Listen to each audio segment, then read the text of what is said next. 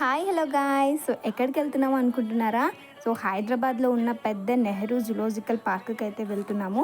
So entrance అయితే ఇదనమాట. Ticket అయితే తీసుకొని లోపలికి వెళ్తున్నాం. అండ్ టికెట్ కౌంటర్ దగ్గర అయితే చిన్నోళ్ళకి పెద్దోళ్ళకి వేరే వేరే ప్రైజెస్ ఉంటుంది. And toy train ride, safari ride అవన్నిటికీ వేరే ప్రైజ్. అండ్ మ్యాప్ అయితే చూసుకుంటున్నాం ఫస్ట్ ఎక్కడి నుంచి వెళ్ళాలి అని చెప్పేసి.